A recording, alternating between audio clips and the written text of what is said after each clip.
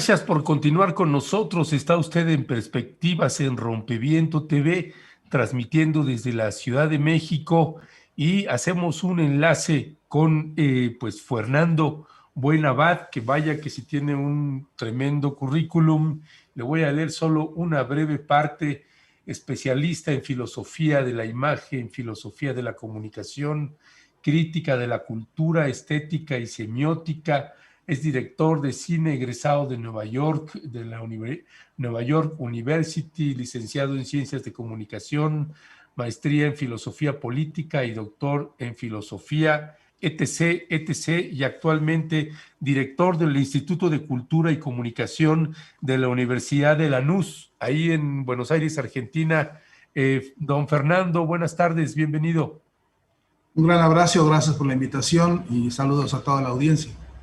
Gracias, gracias, don Fernando, por tomarnos la llamada. Don Fernando, son 2 años que tenemos acá en México del gobierno del presidente Andrés Manuel López Obrador. Durante muchas décadas vimos correr corrientes de pues, presidentes de por lo menos izquierda institucionalizada en América Latina, particularmente en Sudamérica, no en Centroamérica y mucho menos en México, y llegó el presidente Andrés Manuel López Obrador acá a nuestro país en su tercer intento después de haber pues logrado brincar, traspasar 2 fraudes electorales que tuvimos acá en el país, de los varios que ya hemos tenido.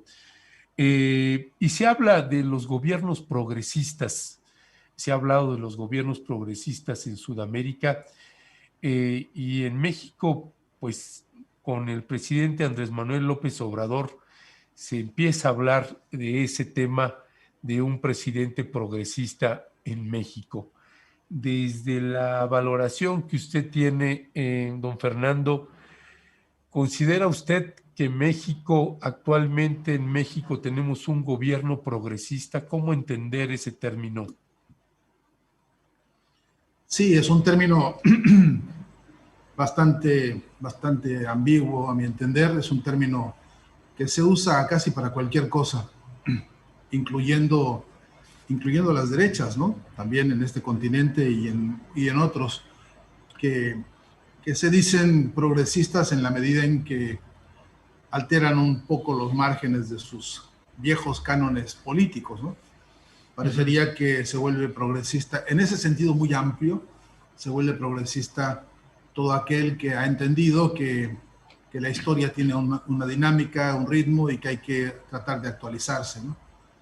Y digo, eso también lo dicen algunos personajes de la derecha, y por lo tanto hace de este concepto algo tan ambiguo, tan complejo, que hay que tomarlo con muchas pinzas, ¿no? En América Latina se llamó y se hace llamar gobiernos progresistas a todos aquellos que decía, por ejemplo, Evo Morales, ¿no? Presidentes que cada vez se parecen más a sus pueblos, ¿no? Presidentes que tienen por identidad el ascenso desde situaciones de pobreza dura. El caso de Hugo Chávez es paradigmático en ese sentido, porque la infancia de Chávez estuvo fuertemente marcada por privaciones y limitaciones de todo género en su familia, teniendo que incluso desde muy temprano trabajar y hacerse la vida por la ruta de trabajar intensamente todas las horas del día. Y entonces, al llegar a las posiciones de liderazgo, estos líderes tienen un entender la realidad social que no es la forma, digamos, ni convencional ni tradicional que se conoce. En todo caso, también se dice que son progresistas, y esto visto desde cierta izquierda, aquellos presidentes que tienen una capacidad de confrontar a los poderes hegemónicos dominantes, que son capaces de recorrer un poco las fronteras hacia posiciones más populares, algunos le llaman populistas. Otro concepto también difícil, papa caliente. Yo diría que son conceptos que en algún momento se vuelven emboscadas, ¿no? Difíciles de Sí, masticar. Pero ciertamente es que hay un ingrediente que es ese, el de no tener que recurrir a los formatos de subordinación ideológica y económica que tradicionalmente han sido besamanos de muchos políticos y de muchas corrientes políticas. En los casos de López Obrador, en los casos de Hugo Chávez, o los casos de Correa o de Evo, incluso del propio Néstor Kirchner, la decisión clara de definirse como progresistas tiene que ver con una parte de su, digamos, ideario político, que es confrontar a las oligarquías nacionales en varios de sus territorios históricos y hegemónicos, ¿no? De modo que yo trataría de, en todo caso, sería la noción que más me interesara, la de eso, la de asociar el concepto de progresista a las luchas populares, ¿no? Ya. ¿Y Andrés Manuel lo podríamos colocar ahí? Pues creo que sí, porque la propia biografía de López Obrador da cuenta de una historia de un personaje que decidió asumir un método de formación y de conformación política que muy poquitos se han atrevido, y que tiene que ver con caminarse todo el país, con ser un tipo cercano a los distintos frentes populares y sociales. Me ha tocado verlo en algunos lugares en México, ser reconocido y saludado. Me acuerdo alguna vez allá en San Luis Potosí, en un pequeño, casi una ranchería, me recuerdo haberlo escuchado hablar con los campesinos desde una pequeña tarima, y la atención y la escucha y la comprensión que se evidenciaba en ese encuentro, me parecía que era justamente producto de eso, de haber entendido una forma de la militancia para construir una corriente popular con un fuerte sesgo nacionalista o nacional, y que le permite, pues, que le ha permitido, digamos, construir esta experiencia de militancia que no se la conozco a muchos, ¿no? No conozco a muchos que hayan asumido esto de recorrerse el país toda vez que se puede, y tener, como él tiene en la mano, una cartografía nacional en la que se conoce y sabe explicar y sabe decir cosas que creo que a ninguno le he escuchado nunca expresar con la precisión de conocer y de recordar a personajes de distintos comarcas, barrios, territorios en los que es bienvenido, además de por otras razones, porque lo conocen, no de una vez, sino de años, ¿no? Creo que eso lo hace, digamos, tener ya desde el método de construcción política un distintivo verdaderamente que marca las diferencias, ¿no? Pero también porque, perdón, porque me parece interesante que, que López Obrador también incorporó a su lucha y a su militancia un componente de lucha de clases, ¿no? Que también ha sido insistente y ha publicado a lo largo de su vida textos como esos en los que habla de la mafia que se adueñó del poder en México, donde zanja distinciones, ¿no? Zanja diferencias muy claras entre su programa, su posición, su imaginario político y digamos, el modelo de poder hegemónico burgués, latifundista, etcétera, que México sigue haciendo de las suyas. Ya. Pues gracias, Sí, gracias, don Fernando Buenabad. Me quedo pensando también, Fernando, en esta parte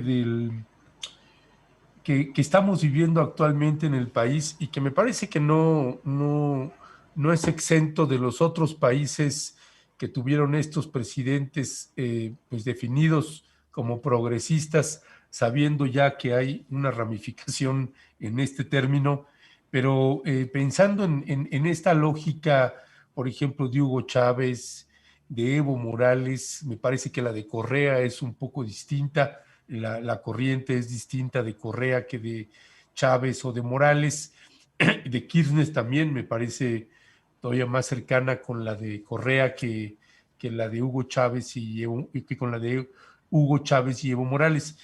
Pero todos estos gobiernos también enfrentaron estos dilemas, no sé si llamarlos éticos o cómo calificarlos, donde tienen que lidiar también con el poder y tienen que lidiar con un sistema económico político que es poderosísimo y avasallador, y te puede destruir tu gobierno si se conjuntan todos los ejes del mal ahí para eso, pues, ¿no? Y hay proyectos o decisiones que han generado aquí polémicas fuertes, proyectos como el corredor interoceánico o transísmico. Antes era el corredor del Plan Puebla-Panamá, años atrás, ahora se llama de esta otra manera, o el programa del proyecto del Tren Maya, o esto que se le ha estado criticando también de darle muchas facultades a las Fuerzas Armadas, colocarlas en los puertos, colocarlas ahora también en aeropuertos. Y acá en el caso de aeropuertos o Tren Maya, pues también se ha hablado de no solamente de la operación, sino de la administración más, pero sin embargo, a pesar de, por ejemplo, en este caso, quiere generar esos recursos para pagar las pensiones precisamente de los propios militares. Es decir, son decisiones complejas y las distintas corrientes, la izquierda más radical o más de abajo, pues han sido durísimos, muy críticos, la derecha también, y en el medio, es decir, ahí en el poder, donde está Andrés Manuel López Obrador, pues a ver qué cosa esté mirando desde ahí, con los cárteles, pues a todo lo que dan en el país. Y son decisiones complejas, tanto en el ámbito económico como en el ámbito de seguridad, que generan pues polémicas como lo han generado en estos otros gobiernos progresistas. ¿Cuál es su mirada ahí, Fernando, sobre esta situación?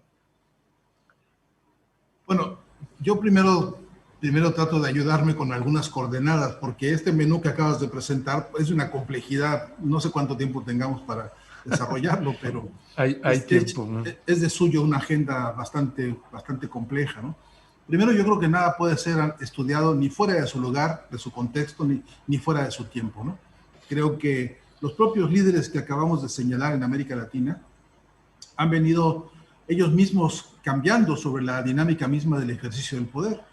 Yo puedo recordar ahora cuando Hugo Chávez recién era candidato, recién había salido de la cárcel y era candidato ya a la presidencia, él todavía en su cabeza anidaba la posibilidad de una tercera vía. Se hablaba entonces de eso, ¿no? Con Tony Blair y con el gobierno norteamericano se pensaba, de Clinton, se pensaba que había como una especie de tercera vía por la que se podía caminar con un discurso democratista, por supuesto democracia burguesa, y que eso ya en ese momento significaba una especie de pequeño paso progresista hacia adelante, ¿no?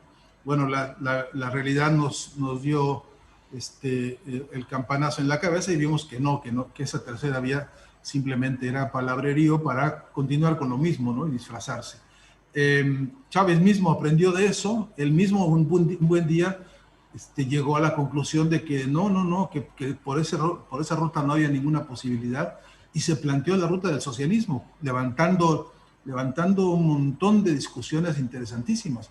Por cierto, nos devolvió a muchos el uso de la palabra socialismo en términos de cómo tendría que el propio concepto de socialismo dinamizarse y actualizarse, porque huyendo, digamos, del calco y la copia histórica, necesitábamos construir un socialismo nuestro, ¿no? Sobre la base de poner como prioridad de todas las prioridades el interés social. Dicho así de manera muy general. Yo creo que ninguno de estos líderes que hemos mencionado ahora ha tenido clara y decididamente la intención de la expropiación a la burguesía para producir un proceso de redistribución de las riquezas en otras condiciones en las que ya no sea una forma del poder institucional o aceptado con las propias leyes burguesas que siguen existiendo en todos lados, sino propiciar una especie de resurgimiento de un concepto de justicia que hasta hoy no hemos conocido en el mundo y que implique justamente la justicia de que las riquezas tienen que ser distribuidas de modo más equitativo en virtud del trabajo fundamentalmente, ¿no? Un esquema de este corte yo no lo he visto en casi ninguno de los discursos de estos presidentes. Al que más se aproximó alguna vez sobre la base de lecturas que estaba haciendo al respecto fue Hugo Chávez, que mostró un texto de Marx así en público, y decía él, como le gustaba mucho mostrar que aprendía en público, porque leía muchísimo, porque asimilaba como esponja muchas ideas, él mostraba las fuentes de las cuales venía alimentándose, ¿no? En una época fue un admirador así, fanático de Mesaros, por ejemplo, y lo leyó con mucho detenimiento. Otra vez me lo recuerdo, porque tuve una amistad con él, y esa amistad tocaba estos linderos de las bibliotecas y de las bibliografías. Me mostró sus textos de Gramsci, por ejemplo, y con qué celebración él veía lucidez en tantas ideas gramscianas, y así alguna vez incluso él volteó sobre la teología de la liberación y se sintió muy cómodo también con ese discurso, diciendo que la iglesia era del pueblo, no de los oligarcas que la dirigían, y que entonces tendría que haber una iglesia que reentendiera a Cristo, etcétera. Pues uno de los que yo, repito, vi que con mayores audacias trataba de proponerse más avances, digamos, más desarrollo político, pero nada de esto que acabo de decir significa haber llegado ni siquiera a los umbrales de lo que soñaban. El propio Chávez era crudo y hasta descarnado para decir que ahí no se había instalado ningún socialismo, que había un grupo en el gobierno que estaba intentando más o menos producir cosas en ese rumbo, pero que nadie se hiciera ilusiones de que ya con esto que estaban haciendo o con lo que plantearon inicialmente, automáticamente uno se debería sentir satisfecho, ¿no? Y he escuchado críticas similares con Cuba, por ejemplo, desde Cuba, con compañeros que analizan el modelo cubano también, con estas características digamos, autocríticas, en las que difícilmente se puede hablar como en Nicaragua, o como en Ecuador, o como en Argentina, de que se haya ni de lejos planteado una dinámica de transformación económico-política más allá que algunas, digamos, reformas, algunos cambios, algunos frenos, incluso algunas ideas interesantes e inteligentes que le han traído beneficios a los distintos pueblos, ¿no? Pero estamos muy lejos de ver que se haya avanzado mucho en el asunto. Ahora, pero también eso nos ha dejado ver que la derecha está sensible, que la derecha observa, que la derecha tiene sus telarañas y sabe interpretar y leer los síntomas y los signos, y que también se prepara y que también actúa teniendo todos los medios y todo el poder real que tiene, ¿no? Entonces, tienes toda la razón cuando dices que hay, perdón que te hable de tú. No, está bien. Tuteémonos, si te parece. Sí, Ya si te rompí el parece. turrón. No, está bien, buenísimo, mejor. Sí, por favor. Y entonces, en todo caso, lo que sí se ve claro es que algunas intenciones más a fondo, más profundas, más audaces, con mucho que queramos, todavía están lejos de ser una verdadera amenaza a los modelos hegemónicos económicos o políticos que predominan en la región, ¿no?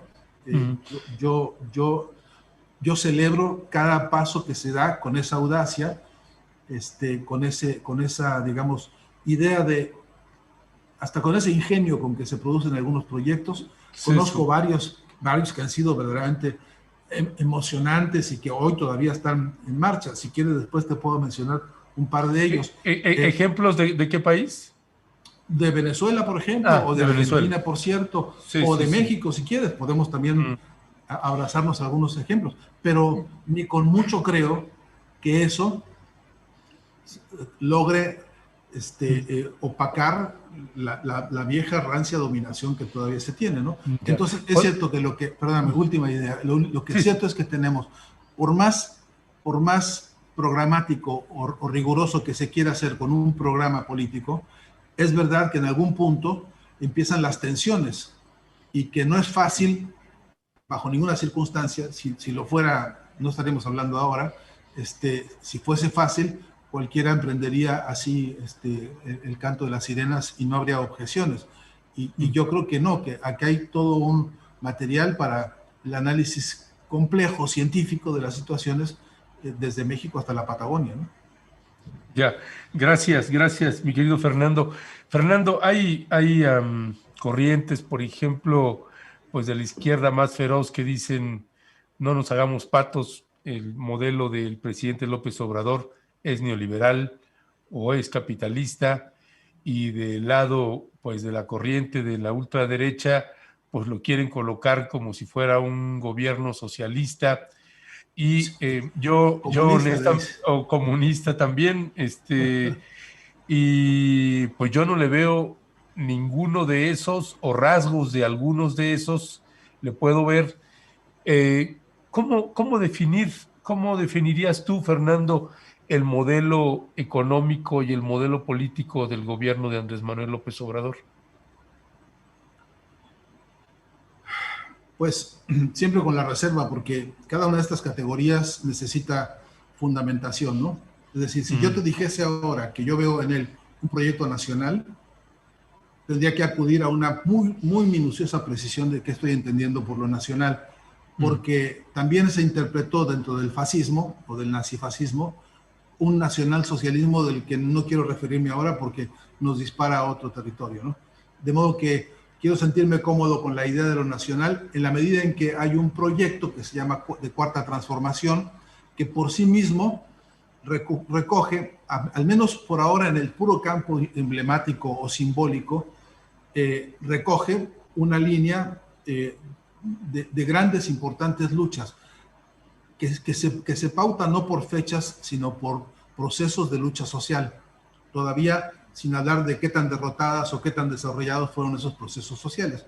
Pero está claro que sí hay una connotación importante del proceso de independencia, de las independencias todavía no consolidadas en todo el continente, que son procesos en marcha, que es cierto que hay una reivindicación de una figura como la de Juárez, donde hay un proyecto de reforma que significa en México reforma algo diferente a lo que en otros países significa, en tanto que ahí implica la maduración y la consolidación de un Estado-nación con estructura jurídica, etcétera, ¿no? Y que también significó un salto importante respecto a las condiciones feudales en que en otro momento se vivió, cuando donde no hay libro de actas de nacimiento que no fuera el de las iglesias, y en fin, y todo este control social clerical que ahí tuvo un giro invariablemente influyente en la historia de México, ¿no? Y también recoge la figura de la Revolución Mexicana, que con todos los debates que hay sobre ese proceso, también arroja un saldo simbólico muy poderoso que también se suma a la figura de Cárdenas, y entonces tenemos en ese paquete ya, a mi entender, un conjunto de procesos y movimientos de transformación social. Casi creo que ninguno de ellos ha acabado, todos ellos en transición, y entonces ahí llegué a la palabra que quería. Creo que el gobierno de López Obrador, si algo es un gobierno de transición. Todavía no sé exactamente hacia dónde, porque es cierto que nos encontramos con algunas contradicciones, a mi entender, insalvables, especialmente cuando uno ve a los personajes que las representan en algunas candidaturas o en algunos cargos públicos, donde yo no veo cuarta transformación posible, dada la propia historia de esos personajes, ¿no? Pero todavía soy capaz de reconocer que incluso esos personajes podrían incluso asumir cambios y modificaciones, pero tendrían que ser tan contundentes, tan claras y tan evidentes como para ponerle un poquito de crédito, ¿no? Y eso lo dejo ahí en stand-by. Pero lo otro que sí quiero decirte es que, ¿cómo lo definiría yo? Como un movimiento popular. Eso sí, creo que está claro que hay un pueblo ahí que tomó una orientación, hay un pueblo que avala con una cantidad inédita de votos a un candidato, un líder, y hay en esa masa de voluntades, me parece, un mandato conceptual complejo al que uno no puede hacerse ciego, no puede hacerse sordo, y que debe acompañarlo, ¿no?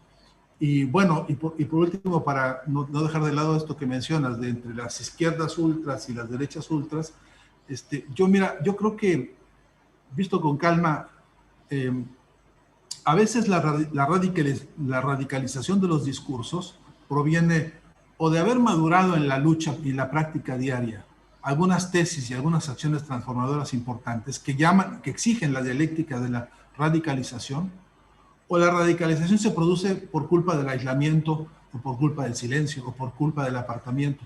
Y yo creo que un poquito de autocrítica en las izquierdas no nos haría mal, porque lo que tenemos hoy en las izquierdas es una atomización espantosa. Ahí donde se juntan tres, nacen cuatro partidos políticos, más largos que el propio nombre de la historia misma.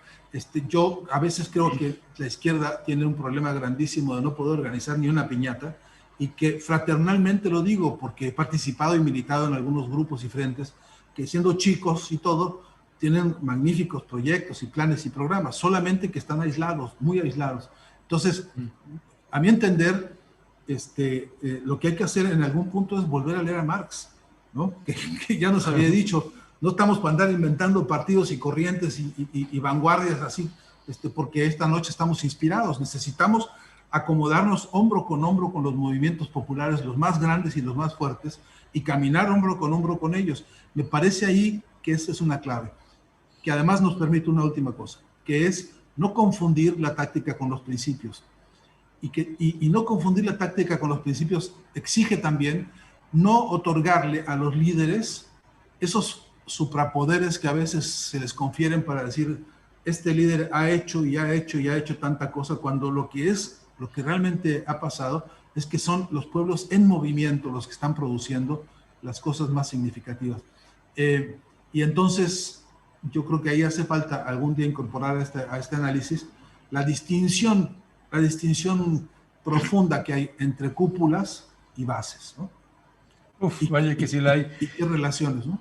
Sí, y te preguntaba también porque tú no solamente eres miembro de la red de intelectuales y artistas en defensa de la humanidad, creo que ahorita estás presidiendo también esa red, por ahí creo que haber leído algo de eso, pero como miembro de esta red de intelectuales y artistas en defensa de la humanidad, pues también hay muchas corrientes antisistémicas, pues que están dentro de este núcleo y que son precisamente estas corrientes antisistémicas, pues que las que se les considera radicales, y radicales no necesariamente en el mal sentido, sino pues radicales de que están también posicionadas en su punto, con una argumentación, con una fundamentación. Pero me quedo también con esto que señalas, ¿no? Habrá que volver a leer a Marx, y también me quedo con esto otro que señalabas, de que pues había que en estas corrientes socialistas y en estas corrientes de izquierda, pues habrá que dinamizarse y actualizarse, que me parece que son situaciones difíciles, porque comparto contigo esta otra parte que es que hay un aislamiento por parte de estos grupos, pues que están más con una posición pues más fuerte o más radical en moviéndose a la izquierda. Acá en México le dicen, nombrado también por los zapatistas, abajo y a la izquierda, y que pues no hay una buena relación entre el movimiento zapatista y el gobierno de Andrés Manuel López Obrador, de las cosas que en lo personal yo lamento mucho, porque es una oportunidad histórica de que se puedan sentar otra vez, pero ya en otro momento, ahora sí que actualizándonos en un contexto político completamente distinto. Parece ser que no hay condiciones para eso, y a como está, dudo que las vaya a ver. Pero quisiera pasar también al otro punto que tiene que ver con este partido, movimiento que llevó a Andrés Manuel López Obrador a la presidencia de la República. Y este es el partido Morena. Me quedo antes nada más que, antes de que se me pase y antes de pasar a este tema del partido de Morena y lo que se está conformando ahí, quién sabe qué es eso, pues, pero algo, ahorita lo platicamos.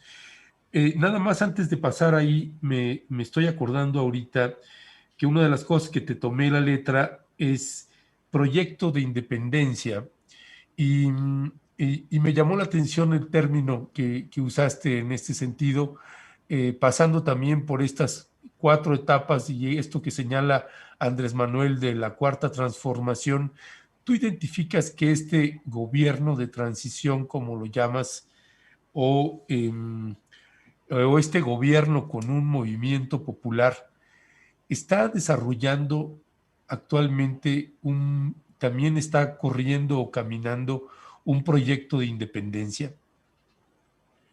Pues mira, para darte una respuesta muy hegeliana, ni todos ni siempre, ¿no? Este, eh, Claro. el carácter, Morena nació con un carácter movimentista, ¿no? Se Mm. llamaba así, Movimiento Morena. Ya sabemos todos que el concepto movimiento es como ensalada, ¿no? Es decir, éntrenle todos los que se puedan para más o menos armonizar algo más tragable, más o menos, ¿no? Entonces, porque en esa etapa del nacimiento de ese partido se necesitaba así, convocatoria grande, abierta, que tenía una vocación aritmética básica. Cuantos más sumemos, más vamos a poder, digamos, construir lo que se ha construido. Entonces, yo creo que Morena ha tenido ha cumplido con esa etapa de, dicen, en Argentina dicen amucharse, ¿no? De juntar muchos, los más que se pudiera, a pesar de que los más que se pudiera ya de suyo representara algunas combinaciones muy aberrantes. Después, si quieres, ponemos apellidos y nombres. Pero, Sí. en todo caso, en el menú ese de la ensalada, pues entraron todos con más o menos la idea que va para allá. Y va para allá significó sigan a López Obrador, ¿no? Fundamentalmente con su ideario, con su figura, etcétera. Lo que ya le da un carácter, entre comillas, y provisionalmente diré, caudillista, aunque eso hay que matizarlo, ¿no? En Sí, todo sí. caso, es este líder que acarrea tras de sí una ensalada de posiciones, etcétera. Por cierto que la ensalada, en su dinámica, efectivamente logró tocar el corazón de mucha gente en el país que sin saber o sin interesarse o desencantada de todo lo que sonaba política, reencauzó su interés. Y te puedo contar que mi tía, mi abuelita y un montón de parientes míos que jamás les interesó nada de lo que se llamara política, empezaron a ver que, con López Obrador sí, con López Obrador sí. Eso es una transformación política en muchos microcosmos intelectuales a nivel de las bases que ocurrió y que lo tenemos hoy sobre la mesa de la historia de México, ¿no? Entonces, pero llegó el momento de las elecciones y Morena pasó a ser partido también, ¿no? Entonces ahora es partido movimiento. Y esta otra complejidad empieza a chocar hacia sus adentros. Yo sé que hay gente dentro de Morena que no tiene ningún respeto, ni ninguna apreciación, ni ningún conocimiento de lo que es la estructura de una formación política, en el sentido de la formación política que forma cuadros, que diseña planes de gobierno, que entiende cómo resolver el problema del poder en las acciones directas que ascienden a la transformación, ¿no? Como aprendimos algunos que militamos en partidos leninistas, por ejemplo, ¿no? Bueno, desde otros frentes ya les ha gustado decir que el leninismo es no sé qué, fascismo y toda esa cháchara barata que hay, pero es cierto también que entre marxólogos, marxistas y marxianos se ha discutido mucho el papel que cumple un partido político y que debería cumplir. Y yo creo que en Morena hay un sector que no puedo llamar ahora grupo o corriente, o bueno, sí puedo llamarle así, que detrás del fisgón está produciendo cosas muy potables, muy potentes, muy dignas, muy importantes para la concepción de un partido, para la concepción del partido frente a la historia, el partido como el cincel que ayuda a modelar, ¿no? un paquete de ideas y de acciones. Eh, pero, pero dudo en el alma que muchos otros frentes y compañeros, o porque no quieren, o porque están escaldados, o como dicen, el que se quemó con leche hasta el jocó que le sopla, ¿no? Porque ya eso no, de partido ya no quieren saber, y se contentan con quedarse en esa inercia amorfa de un movimiento que va dando sus tumbos, por cierto, y cada día más peligrosos, ¿no? Yo creo que hoy Morena no representa ese movimiento popular social tan grande como el que se generó para llevar a López Obrador a la presidencia. Yo creo que les quedó o chico o intragable ese gran movimiento al que no han entendido, porque creo que hay muchos personajes adentro que entienden a las masas como sustancia decorativa de sus propios caprichos burocráticos y no como la razón misma de ser del movimiento, ¿no? Entonces, ahí veo yo la contradicción más grande de Morena, y casi te puedo decir que yo veo ahí el pantano de impotencias en las que puede meterse, porque ahora mismo tenemos un proceso de selección de candidatos en donde no estoy viendo a los mejores cuadros formados por un partido o movimiento para que representen una posición que sea lo más fiel posible a la interpretación de la Cuarta Transformación, ¿no? Yo soy de los que cree que el documento y las ideas y, digamos, el bloque grueso del concepto Cuarta Transformación, yo creo que es una gran idea. Yo creo que es un magnífico, extraordinario eh, concepto o núcleo de ideas insuficientemente desarrollado, todavía con muchas cosas por trabajarle, muchas críticas y muchas autocríticas. Las concepciones de la ética que se han manejado me parece que necesitan indefectiblemente una revisión profunda, que no se puede hacer un nuevo manual del padre Carreño en el que se digan cosas que son casi las que te diría cualquier manual moralista. No es esa la moral que necesitamos o que requerimos para la acción política concreta. Y tenemos obras cumbres en México. Adolfo Sánchez Vázquez durante años y años y años luchó por consolidar un cuerpo teórico metodológico para la acción, es decir, para la praxis, ¿no? Para ascender a la práctica con las mejores ideas de la ética. No lo veo por ningún lado ni citado ni aprovechándolo, porque se puede sacar mucho beneficio de semejante obra de él y de otros tantos que han aportado a México cosas para que la Cuarta Transformación, además de todo, proponga esto que a muchos les suena tan incómodo, un cuerpo moral y un cuerpo ético para en la acción política ser totalmente distintos.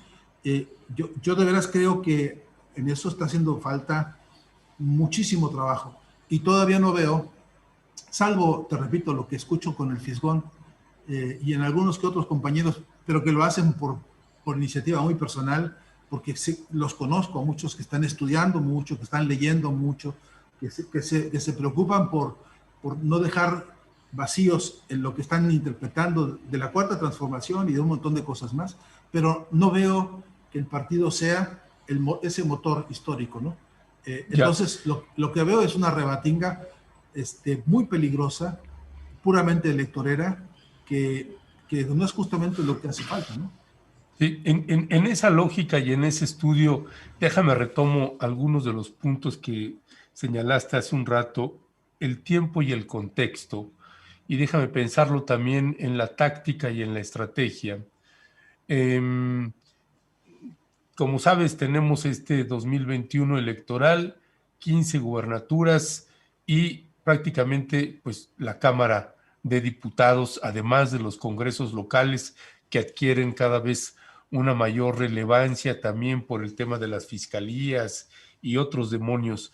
Pero más allá de eso, Fernando, me quedo pensando en esto que señalabas de las alianzas y de las, pues porque sí, uno hace una alianza con el Verde Ecologista o con el PES sin pudor alguno, más bien hasta como con una celebración y apanicados porque del otro lado, pues PAN, PRI, PRD haciendo su alianza para poder lograr el Congreso, particularmente para la Cámara de Diputados.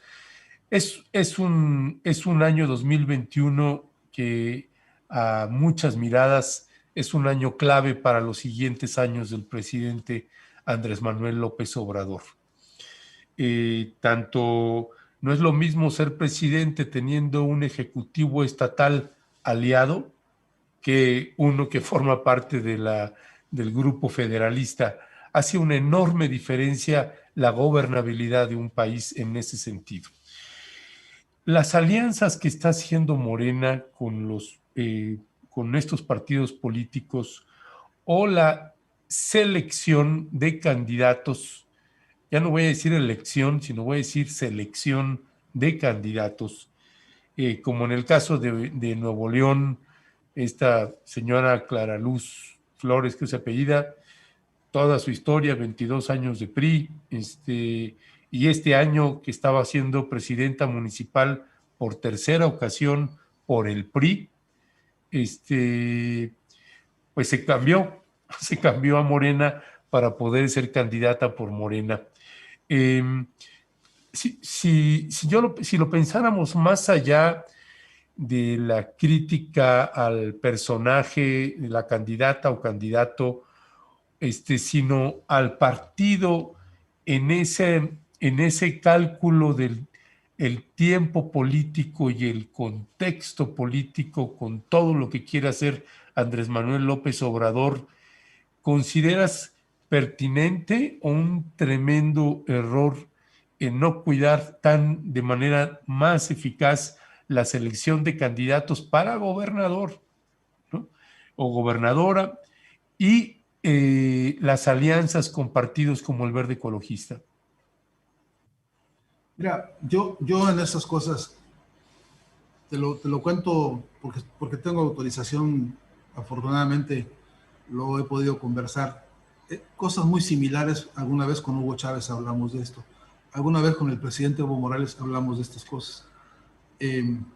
Y por ejemplo, pues, ándale, ahí tenemos en tal provincia o en tal estado, vamos a decir ahora en Venezuela, ¿no? Y tenía Chávez que elegir uno que fuera referente y que tenía que formarse un proyecto para avanzar políticamente, etcétera, pero no tenía cuadros propios, ¿no? ¿Cómo le hacemos? Incluso los propios no les daba el ancho para la tarea. Entonces, se da la circunstancia de tener que hacer alianzas, ¿no? Ahora, el problema no está en la alianza, yo no le tengo miedo a hacer una alianza. El problema está para qué, ¿no? El problema es la especificación nítida, clara, supervisable, controlable, del para qué se hace la alianza y cómo se van a ver los resultados concretos. Repito, sobre todo en un programa de transición, lo que yo defino como una situación de transición, que es este gobierno con López Obrador, entiendo que habrá más de un caso en el que no te da el ancho con tus cuadros propios y que necesitas aprovechar fuerzas de otros para sumar. Y todo esto que te digo no lo digo porque soy cándido y porque me gustaría que todos como hermanitos nos abrazáramos. No, yo entiendo la lucha de clases y entiendo perfectamente los intereses interburgueses y las luchas interburguesas que se dan también en esos cuadros políticos, porque no hay político en ese nivel que no tenga atrás de sí susurrándole a alguien, ¿no? Como sabemos en San Luis Potosí, o como sabemos en Querétaro, o como sabemos en tantos lugares, que hay oligarquías locales que están a su vez ellos defendiendo negocios e intereses particulares. Entonces, pero en esa trama compleja, yo creo que el gran dilema en esta situación transicional es con quién se puede hacer una alianza que tenga como resultado algo absolutamente observable, supervisable y medible, ¿no? Y eso es lo que no está pasando. A mí donde me asusta la cosa es ahí, porque parece que en la alianza hay una declaración tácita de que todos vamos a trabajar de buena voluntad como hermanitos y que vamos a ir a un objetivo común, cosa que nunca pasa, porque en la práctica un solo traidor puede con 1000 valientes, decía mi querido amigo Citarrosa, ¿no? Entonces, ese es el riesgo que yo veo, ¿no? De las alianzas. En última instancia, qué tan importante es saber de dónde vienes, si el chiste es saber para dónde vas. Y ese para dónde vas todavía no queda tan suficientemente claro en la medida en que la agenda política de cada uno de estos compañeros y compañeras no es la agenda política popular de la gente. Es decir, no expresa el malestar que la gente siente por todas las cosas cotidianas y permanentes. No alcanzo a ver en ninguno de los liderazgos que se están ahora construyendo como alianzas, digamos, el programa de mínimo, ¿no? Como se llama, donde diga, aquí lo que hay en este programa de mínimo es el conjunto de las voces que hablan de los malestares que la gente siente por cada uno de los valores históricos que se tienen, ¿no?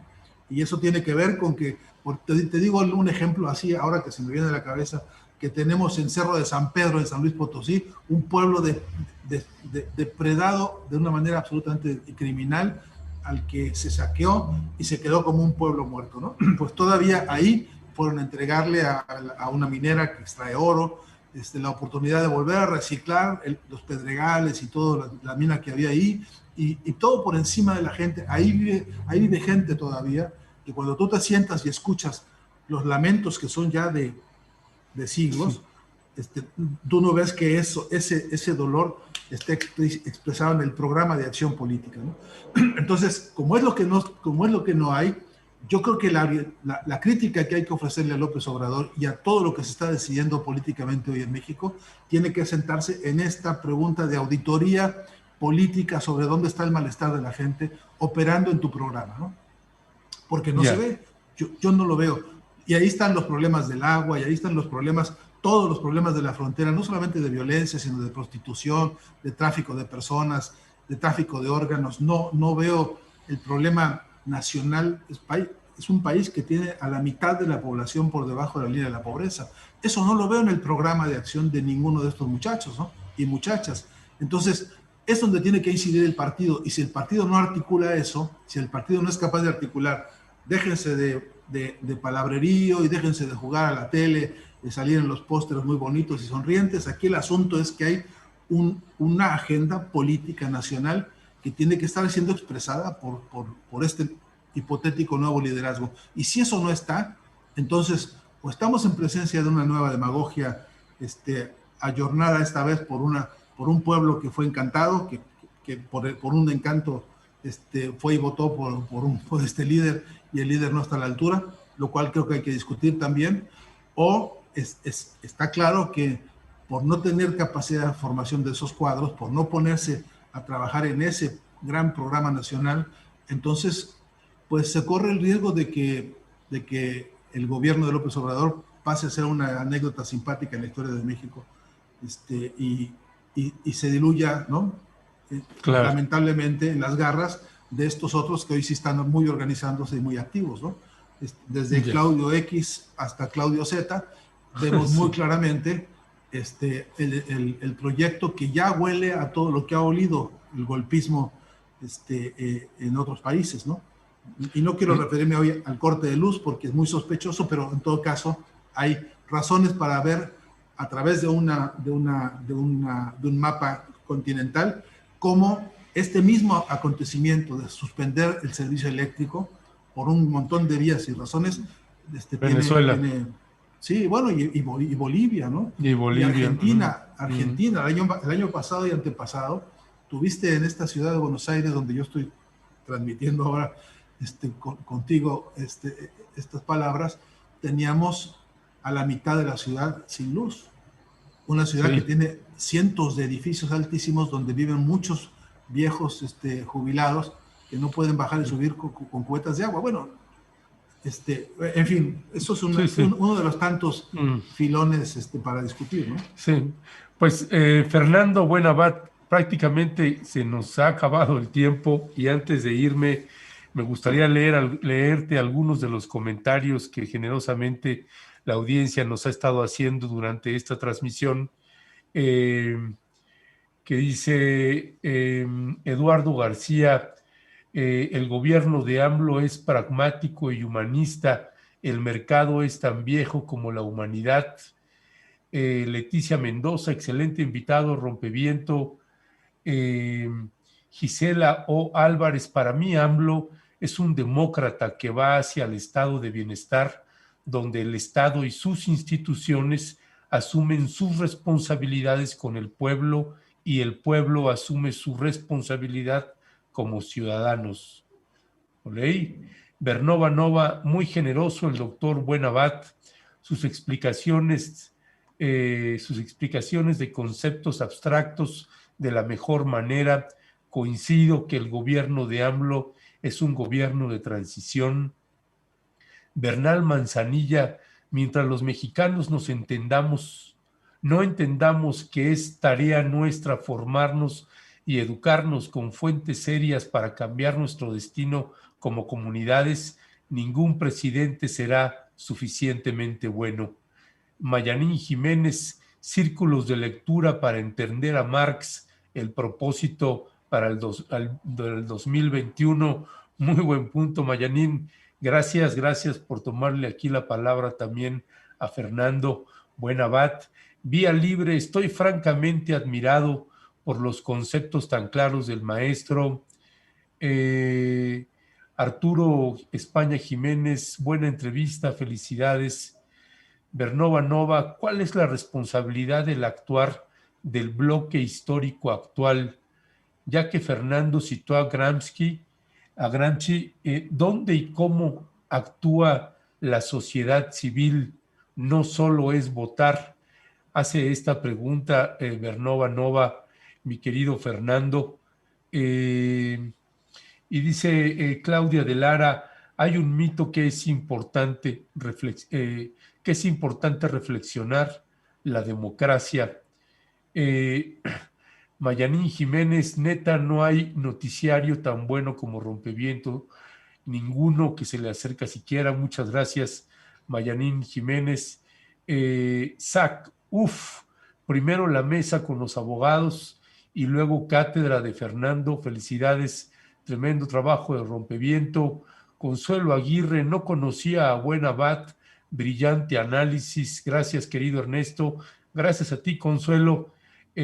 Mari Esar, qué señor más genial, gusto escuchar sus reflexiones, explica la realidad con objetividad.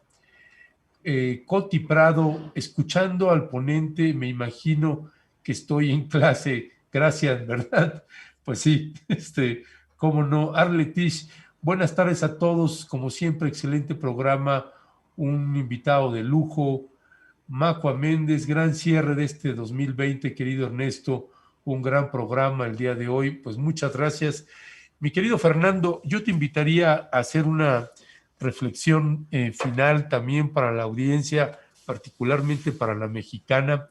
Este es nuestro último programa del año, ya retomamos transmisiones lunes, en 4 de enero, es que retomamos transmisiones acá en Rompeviento TV, y con esta entrevista contigo es que estamos cerrando y despidiendo el año 2020. Así ¿con qué te despedirías, mi querido Fernando? Bueno, agradecidísimo por la oportunidad, por la confianza para charlar. Tantas cosas que además se han quedado en el tintero, ¿no? Pero mira, me parece que estamos en un momento interesante en todo el continente, en la patria grande, Latinoamérica y el Caribe, ¿no? Arrecia el bloqueo contra Cuba, arrecia el bloqueo contra Venezuela, arrecian las agresiones contra Nicaragua. Bolivia está tratando de sacudirse todavía el tufo golpista, el golpe. Perú está sacudiéndose fuertemente con movimientos obreros importantes. Chile está en un amanecer político extraordinario de esta época. Argentina está dando muestras interesantes de avance. Ayer mismo se aceptó por fin la ley para despenalizar el aborto y darle atención médica a las mujeres antes de ir a morirse en cualquier lugar por abortar clandestinamente. Centroamérica tiene, junto con Honduras hoy y con El Salvador, expresiones políticas nuevas con nuevas generaciones de muchachos y muchachas que están cobrando liderazgos muy prometedores. Hasta en Belice, ¿no? Hay ahora un movimiento de protesta muy interesante con radios comunitarias. Es decir, hay un continente que está agitándose y que está diciéndonos que está viva la protesta, que está vivo el espíritu revolucionario, y así se llama en el continente. Y entonces quiero concluir diciéndote esto. En alguna época pasaba lo mismo cuando Marx, vivo, un día fue consultado por los trabajadores, ¿no? Sindicatos que le dijeron, no sé cómo le habrán dicho, oiga, don Marx, o no sé cuál habrá sido el diálogo posible con él. Carlos. Oye, Carlitos, ¿no? Ayúdanos a hacer un texto acá porque andamos medio perdidos con las ideas, necesitamos que nos des un documento o algo para orientarnos. Y claro, y Marx dijo, sí, de mil amores, y se puso él junto con su compadre Engels a escribir un documento que es una pieza valiosísima de explicación de los problemas mundiales y cómo salir de este desastre que es el capitalismo en todos lados, ¿no? Y entonces le preguntaban, ¿cómo le hacemos, don Carlos, para salir de este desastre? Y Marx lo resolvió con todo este texto, pero le puso una palabra de 5 letras al final a ese documento, que es nuestra asignatura pendiente más grande. Dice, le puso unidos, ¿no? Es la última frase del renglón que dice proletarios del mundo, o sea, todos aquellos que nomás tenemos el trabajo nuestro para darle de comer a la prole, a nuestra prole, como Marx definía el proletariado, ¿no? Pues todos los que no tenemos más que para nuestro trabajo, para alimentar a nuestra prole, la única manera que tenemos de salir de este desastre es unidos. Fíjate que es una palabra chiquitita, pero que se abre como una ventana enorme, ¿no? Porque te asomas por esa ventana y te das cuenta de dos cosas. Uno, no hemos sido capaces de construir la unidad, cosa que hay que reclamarle a toda la izquierda, porque lo que se ha producido es mucha desunión, algunas veces incluso muy ocioso. Creo que la tarea de la unidad implica un salto cualitativo de maduración política muy importante. No es un arrejunte, no es un amucharse así por amucharse, no. La unidad que es amontonadero tiende a fracasar y tiende a decepcionarnos. Tiene que ser una unidad organizada por un plan, por ideas concretas. Y entonces ahí, a la pregunta que nos hacían sobre Gramsci, de qué es lo que se propone el ciudadano, ¿no? Para, pues eso, construir la unidad todos los días, a todas horas, repensarse a sí mismos, bajarse del caballo de la épica y que uno ya se sabe todo y que uno ya es el conocedor de todo y que uno ya se cree que en política se puede decir cualquier cosa como lo han hecho siempre y que cualquier cosa vale. Y yo creo que hay que bajarse un poco de esa soberbia y empezar a conversar a fondo, con el corazón en la mano. Yo creo que ahí está la clave. Mientras uno escucha por las cúpulas del EZLN, de Morena y de otras organizaciones políticas, unas mentadas de madre que van y vienen de maneras muy diversas. Penosas. Disfrazadas de mil cosas. Estoy seguro que por abajo hay mucha más unidad de la gente que no tiene por qué verse distinta a otra y que eso tiene que educarnos a todos, ¿no? Yo creo que la gran escuela es la revolución misma, pero no la que inventamos en nuestra cabeza, la que están construyendo nuestros pueblos por abajo. Imperfecta, quizá, con sus problemas de dirección. Tenemos una crisis de dirección revolucionaria muy fuerte en el mundo hoy y hay que corregir eso cuanto antes, pero no lo vamos a corregir creyéndonos todos superiores a los demás. De modo que creo que un buen modo de despedirme yo también del programa hoy y tratar de contribuir al cierre de esta serie por ahora sería eso, ponernos en serio a estudiar y a leer los clásicos, no para hacernos un sabelotodo, sino para enriquecernos con instrumentos de análisis serios. Y uno de ellos es el cómo vamos a cumplir esta asignatura pendiente, esta tarea que se nos quedó ahí todavía por resolver, que es el de la unidad. Por ejemplo, en el campo de la comunicación, hoy en América Latina debe haber, según mis cálculos, unas 1000 facultades de comunicación. Conozco el tema porque lo he estudiado mucho tiempo, conozco más o menos cuántas radios alternativas, televisoras alternativas y comunitarias, cuánta prensa obrera hay en el continente. Somos un archipiélago inmenso de voluntades comunicacionales, pero inconexas, ¿no? Pero desconectadas. Sí, el día que logremos hacer una alianza entre todos, no nos para nadie, ¿no? Y eso mismo vale para tanta cosa. Así que mi deseo enorme para el próximo año que está por comenzar es eso, que trabajemos doblemente convencidos, entusiasmados, con la moral muy en alto, con la ética renovada, para decir, esta vez tenemos que hacerlo unidos, o si no, no hay salida, ¿no? Vale, mi querido Fernando Buenabat, doctor Fernando Buenabat, pues muchísimas gracias. Nos quedamos con esta última palabra que señalabas precisamente en este texto de Marx y Engels. Unidos, hermanos y hermanas, unidos. Pues Fernando, te agradezco muchísimo, que tengas un buen cierre de año y ahí estaremos en contacto para el próximo año, para enero. Estaremos en comunicación nuevamente. Fernando, muchas gracias por el espacio y gracias por aceptar cerrar aquí el año de transmisiones contigo. Gracias todas. Un abrazo enorme, hasta siempre, ¿eh? Hasta siempre, un abrazo. Gracias.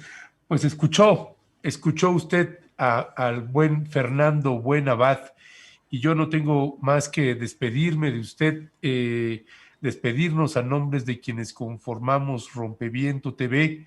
Les agradecemos muchísimo todo este tiempo que nos han regalado ustedes en las transmisiones pues, todo este año 2019, los 8 años y medio que ya llevamos en transmisiones.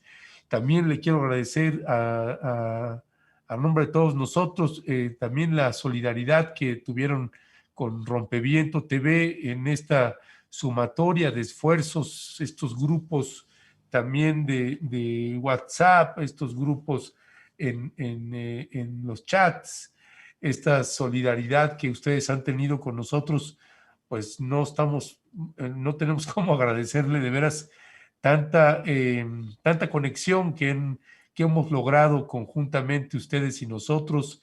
Gracias también por solidarizarse ahora que me pegó el bicho el COVID, y que afortunadamente pues estoy como usted me ve. Sí, a lo mejor me canso un poquito más, pero en realidad estoy en muy buenas condiciones, con un buen nivel de oxigenación, con 94, 95, y cuidándonos, tomándonos pues la alimentación adecuada, pues para fortalecer todas nuestras defensas.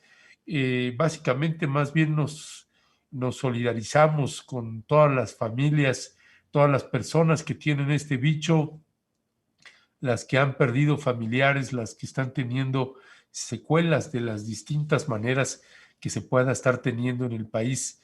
Pues les agradecemos mucho bueno, les mandamos, perdón, nuestra solidaridad a todas ellas, a todos ellos. Sabemos que hay momentos muy, muy complicados. Ahorita nos estaban reportando también, ayer, por ejemplo, había el reporte de un doctor más que, trabajando él con su esposa en una de los tantos hospitales que están atendiendo a pacientes COVID, pues un doctor más que perdió la vida, que no podemos dar el nombre porque no alcanzamos a que nos dieran una autorización, pues, pero pues usando este caso como un símbolo para muchos doctores, doctoras, enfermeras, enfermeros y toda la gente que trabaja en intendencia en estas clínicas, en estos hospitales, pues no tenemos más que enviarles un fraterno y solidario abrazo. Eh, Estaremos dando cobertura puntual a eso, a las instituciones de salud, particularmente al doctor Jorge Alcocer, al doctor Hugo López Gatell, que han estado siendo tan atacados y tan golpeados por estos sectores tan conservadores que por décadas nos robaron, que por décadas y décadas encubrieron a quienes nos robaban, que gracias a ellos tenemos unos niveles de corrupción e impunidad tremendos, que gracias a ellos y a ellas también, pues el nuevo gobierno encontró un país en trapos, en harapos, un país en los huesos en cada una de las instituciones de gobierno. Pues pues bueno, toda esa gente que seguiremos dándole un seguimiento puntual también, pues toda esa gente que está atacando a las instituciones de salud o del IMSS o del INSABI o de otras instituciones, pues haciéndolo también parte de una guerra política, sin importarle la vida de las personas, sino solamente para llevar raja o taja para su molino. Pues bueno, son esos personajes que sabemos que estaremos lidiando con ellas y con ellos de manera incluso mucho más agreste, más ruda para el próximo 2021. Habrá que tomar un breve descanso y levantar anclas, izar las banderas, porque se viene un año 2021 por demás combativo, así que vamos a estar acá en Rompeviento TV, pues a todo lo que damos con usted y para usted, eh, con pues nuevas programaciones, nuevas cosas que vienen. También ya le estaremos platicando ahora en el mes de enero. Por lo pronto nos lo vamos a seguir reservando. Pensamos que son cosas que le van a gustar a usted. De verdad, le reiteramos nuestro agradecimiento por todo el apoyo y la confianza que le han dado a este medio de comunicación que lleva por nombre Rompeviento TV. Esas somos nosotras, esas somos nosotros. Así que gracias, gracias todas, gracias siempre por esa confianza. Reciban ustedes un fuerte y fraterno abrazo. Buen cierre de año. Nos vemos en enero de 2021. Gracias todas, gracias siempre.